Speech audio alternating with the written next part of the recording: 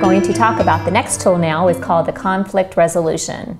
This tool is really helpful in, just like it describes many of us, that we come, wanting help on how do we, deal with conflict, how do we resolve our differences, how do we, come to some kind of settlement of our upsets. And where this tool would be used is, again, we kind of created a pattern here. So we have our something for us that includes the request for change, and that's just putting things on the table. Okay, you take that request for change and use the request for change tool to be able to, to get to some kind of resolution with that, is the goal. Okay, so if you can, that's great. Then there really isn't a need to go here. But if you get to the bottom of that request for change tool and you still have a differences where you can't really make it work for your us yet, then we encourage you to take it to the clear the air for us.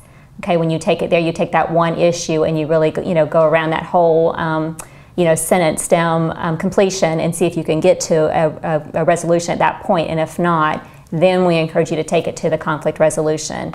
This actually takes it and really dissects what the issue is, and you really brainstorm together as your us to see if you can come to a bottom line solution to try on.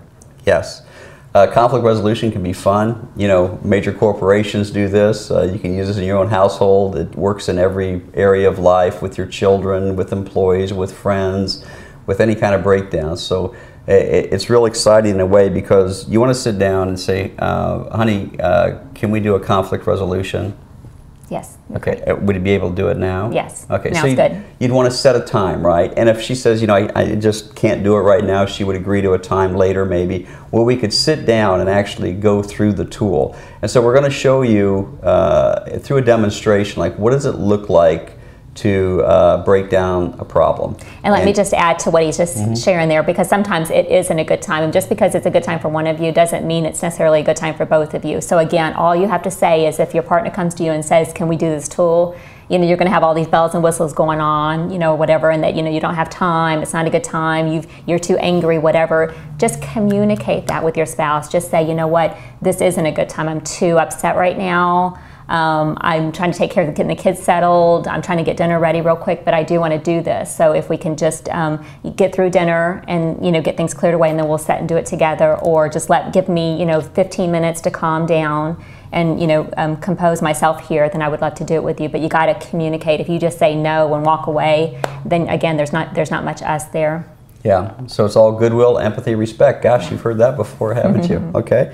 Now, I'm going to break it down for you a little bit. The first thing is you set a time and a place where you're going to do it.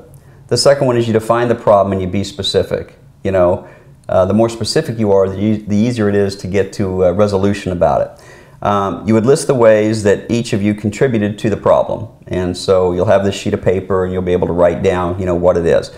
And then you'll list the past attempts of ways that you've tried to resolve the problem, right? So you get to write down, well, we've done this, this, this, and this. And then you get to sit down as a couple and you're staying connected, right? And there's no TV on, there's no outside influences. And you actually sit down and you say, well, let's write down some brainstorm, some answers. I'll throw a few out there, you throw a few out there of how else we can handle this. And you write those down. And then you discuss each one and you evaluate the possible solutions, both the good, the negative, what would be possible. And you agree to try one of those solutions. So you just agree to do one of them. And then you agree how each of you will work towards this solution and for how long, and set up another meeting. So for instance, you come to the solution and say, okay, we're going to try it. This is what I'm going to do to help the solution. This is what you're going to do, you agreed to. And then we're going to come back in 30 days and maybe if that solution didn't work, maybe we'll try one of these other ones or whatever it is, or maybe we'll brainstorm again and we start all over. But that's the premise. So here's, you got the problem, you sit down, you talk about it, you say what you've done about it, you say what's so about it, you create something new of what else could be done. You pick one of those, you try it on for 30 days. If you don't like it, try something else. Yeah, it's just all about teamwork. Okay, how do you make it